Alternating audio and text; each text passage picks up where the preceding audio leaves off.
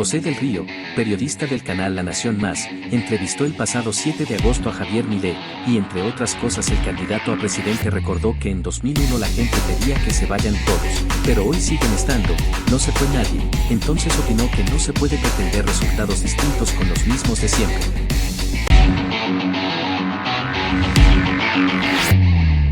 La Nación Más con los principales candidatos, en este caso a presidente de la Nación.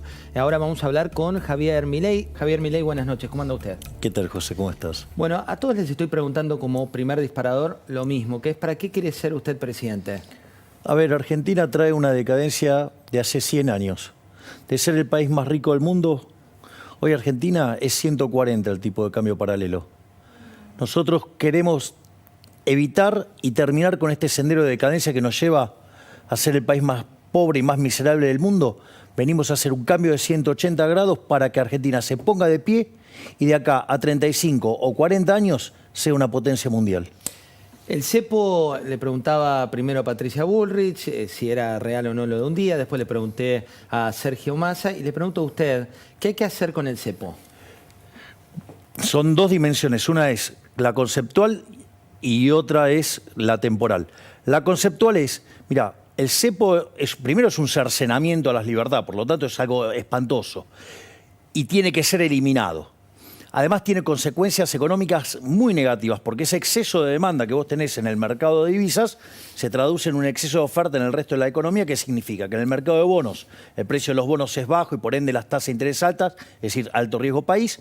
Eso te desintermedia el ahorro y la inversión, con lo cual te penaliza el nivel de actividad económica. Argentina tiene un PBI per cápita que está 14% debajo del que teníamos en el 2011. Eso se manifiesta en que faltan oportunidades de trabajo. Es decir, Argentina no registra alto desempleo porque está maquillado en un deterioro del salario real que es monstruoso y además está escondido ese desempleo en un montón de partidas, por ejemplo, la cantidad de empleados públicos. Pero cuando vos mirás los empleos del sector privado formal, está clavado en 6 millones de personas. Y además, en el sector informal tenés 8 millones. ¿Esto qué quiere decir? Que eso te genera una situación donde además se te hacen pobres hasta los propios que trabajan. O sea, hoy el 30% de las personas que trabajan formalmente son pobres. O sea, y eso te genera mayor necesidad de gasto público, mayor gasto social y te genera un círculo vicioso que te estropea, que tarde o temprano o te estropea la cuestión monetaria o te estropea, ¿sí?, digamos, la cuestión social. Pero en algún momento, digo, no te lo vas a aguantar más. Por lo tanto, el cepo vos lo tenés que sacar, porque si no, vos no vas a poder crecer. Digo, o sea, es decir, más allá de la cuestión, digamos, importante, que es que lo tenés que sacar porque implica un cercenamiento sobre las libertades individuales, en términos económicos lo tenés que sacar porque te causa un desastre. Primer punto. Segundo punto es el tiempo. O sea, ¿cuándo se saca? Momento? ¿En qué momento? Lo que hace que vos saques el cepo y no tengas ningún tipo de problema es que vos puedas resolver lo que se llama el problema de los stocks en el Banco Central. Es decir, para lo cual nosotros proponemos directamente ir a una situación de dolarización, que es para cerrar el Banco Central, usar el dólar, después usás cualquier moneda, y terminar con ese problema de cuajo, y de paso también terminar con el problema de la inflación. Porque vos, el balance del Banco Central en el pasivo, ¿qué tenés? Las LELIQs y la base monetaria. Las LELIQs son 30.000 millones de dólares y la base monetaria 10.000. Y vos tenés que rescatar esos. En realidad, con lo que tenés de reservas, ¿sí?, en términos de oro, en términos de BIS, en términos, o sea, Basilea, en términos de DEX, en términos de CEDESA, todo eso tenés cerca de 10.000 millones de dólares. Con lo cual, con eso rescatás la base. Y después tenés títulos públicos por el equivalente de 90.000 millones de dólares face value, que a mercado valdría 1/3, y con eso vos podrías rescatar las LELIQs. Y de esa manera, vos automáticamente desaparece el cepo. Nosotros tenemos distintas alternativas para hacer eso. Hay una alternativa que es, que nosotros de hecho para esa conseguimos el financiamiento, donde vos entregás esos títulos públicos, ¿sí?, que es para estar a 1/3 de valor. ¿Y qué es lo que pasa? El riesgo más grande que tiene Argentina siempre es el riesgo moneda. Entonces, si vos baja el riesgo moneda porque desaparece, porque no vas a devaluar más, si al mismo tiempo el rebote que te genera una estabilización hace que tu riesgo de contraparte o tu riesgo de crédito baje y con todo esto baja el riesgo tasa de interés, quiere decir que el riesgo país se te desploma. con lo cual esos títulos van a valer un montón de plata. Es decir, esa es una solución rápida y que la tenés disponible. Hay otras soluciones, por ejemplo, como la que ensaya Emilio Campo, que es que esa ganancia de capital quede mayoritariamente dentro de las arcas públicas para que puedas bajar la deuda neta y mejorar todavía más el perfil de crédito del país. Son distintas alternativas. Nosotros vamos a buscar la alternativa, digamos, o sea, que tenga una consistencia legal y que se pueda hacer lo más rápido posible. En el plan que has presentado, un plan que tiene distintas etapas, una de las cuestiones que cambió o que evolucionó, por llamarlo de alguna manera, es que hay como distintas llaves, ¿no?, que van abriendo. No decís voy a liberar el cepo desde el primer día, sino decís tiene que pasar A, B, C y D para que eso destrabe lo siguiente. Y una de las cuestiones... En realidad siempre lo plantea así, siempre dice gala de la secuencialidad, que maliciosamente o por ineptitud e incompetencia hayan dicho que yo dije una cosa que no era la que dije para criticarme con eso, digo, ya sabemos de esto de lo que es fraccionar videos, cortar videos, digamos, y hacer lo que se llama la falacia del hombre de paja. Digo, muy extendido, digamos, en los medios. Hoy hablando concretamente de eso, hay un debate respecto de reforma laboral y leyendo tu propuesta lo que decís es propongo implementar el modelo de la UOCRA. ¿En qué consiste? Es ir a una suerte de sistema de seguro de desempleo. Es decir, vamos a ir 2 pasos para atrás porque es importante para entender esto.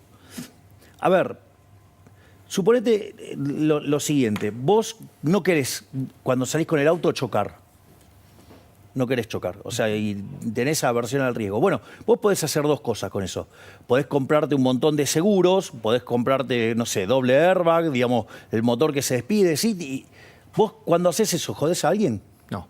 O sea, es tu decisión, o sea, vos sobre tu propio cuerpo. Exactamente, o sea, tu aversión al riesgo vos la resolvés con seguros. Ahora, vos la podrías resolver de la manera bestial, que es como lo resuelve Argentina, que es prohibirle a todos los demás que anden por la calle, lo cual es una locura. Bueno, toda la regulación laboral en Argentina está pensado bajo esa lógica.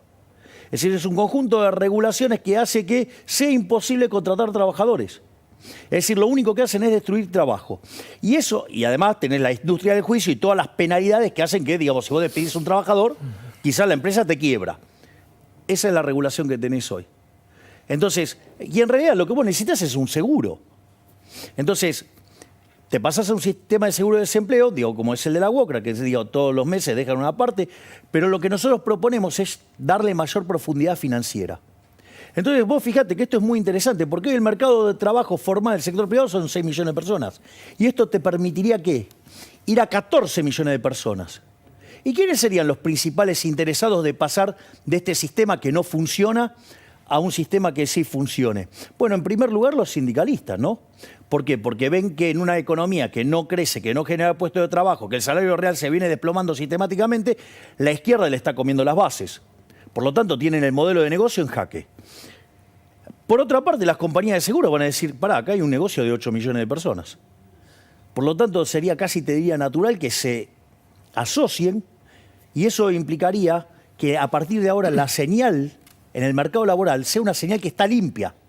Por lo tanto, si vos generás un proceso de estabilización, que además generás un ajuste fiscal que permita que haya más ahorro y todo esto se transforma en mayor inversión, esa inversión además va a ser intensiva en trabajo.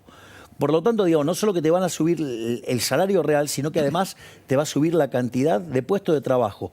Y es más, cuando empiece a darse esta mejora, una cosa que te va a pasar también es que te va a aumentar la población económicamente activa. Entonces, fíjate, vas a tener mayores salarios reales, mayores puestos de trabajo. Vas a tener, además, un plus adicional por el cambio de la APA. ¿Sabes qué te va a permitir hacer eso hacia adelante como reforma de segunda generación? ¿Qué permite? Reformar el sistema previsional, pero sin vulnerar derechos. Hablando de vulnerar derechos, hay un debate porque desde el oficialismo, en un rato vamos a ver una parte más de la entrevista al ministro de Economía, desde el oficialismo dice que si gana la oposición, cualquiera sea la especie, va a venir contra los derechos de los trabajadores. En tu caso, ¿crees que vas contra los derechos de los trabajadores? Pero esa es una forma precámbrica de ver la economía, ¿no? Yo no creo que voy contra los derechos de los trabajadores, todo lo contrario. Fíjate la situación en la cual están aquellos que son parte del mercado informal, los 8 millones que no tienen ningún tipo de cobertura, ningún tipo de sistema. Digo, ¿de qué me están hablando? Es un chiste. Es decir, todos los programas que genera el Estado en favor del empleo, ¿qué genera? Desempleo, destruye empleo. Es decir, los planes contra la pobreza generan más pobreza. Entonces, digo, hay que ver qué son los derechos. Para mí, digamos, o sea, yo soy liberal, entonces, y desde mi perspectiva el liberalismo, que siempre cito la definición de nuestro máximo prócer, Alberto Venegas Lynch, hijo, que es: el liberalismo es el respeto irrestricto del proyecto de vida del prójimo basado en el principio de no agresión y en defensa del derecho a la vida, a la libertad y a la propiedad. Entonces, que venga a explicarme de qué derecho está hablando, porque digo, ¿qué es un derecho? Por un salario mínimo.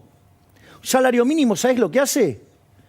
Bueno, digamos, en principio intenta ir contra el derecho de propiedad de la empresa, con lo cual lo que va a hacer es, en dinámica, además te va a destruir puestos de trabajo, o sea, con lo cual te genera un problema hacia adelante, destruyéndote puestos de trabajo. En el corto plazo también te genera problemas. ¿Por qué? Porque ¿qué es lo que hace?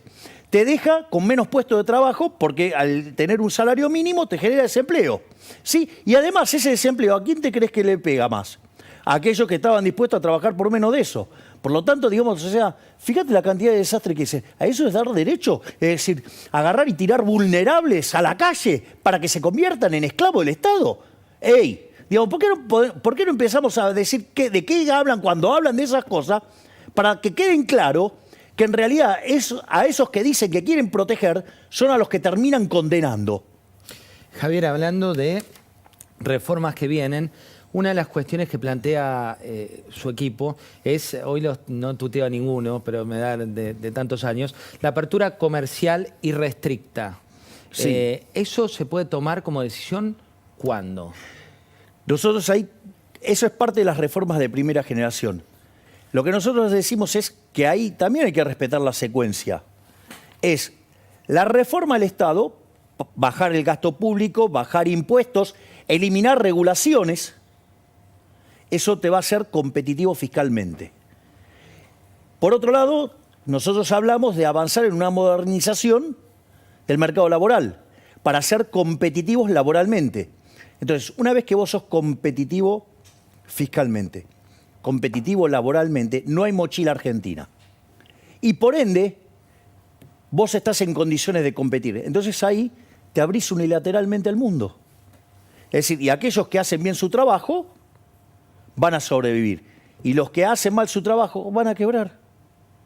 Pero eso es parte de la vida misma. Otra de las cuestiones de campaña es, ¿qué te deja esta campaña, no? Le preguntaba a los otros precandidatos, en tu caso ya sos candidato, ¿cuál es el aprendizaje y qué es lo que estás encontrando en la sociedad hoy por hoy? Por suerte, en términos de la sociedad veo una receptividad con las ideas mucho más importante de lo que se cree. Han entendido que ese malestar y esa bronca que tienen contra los políticos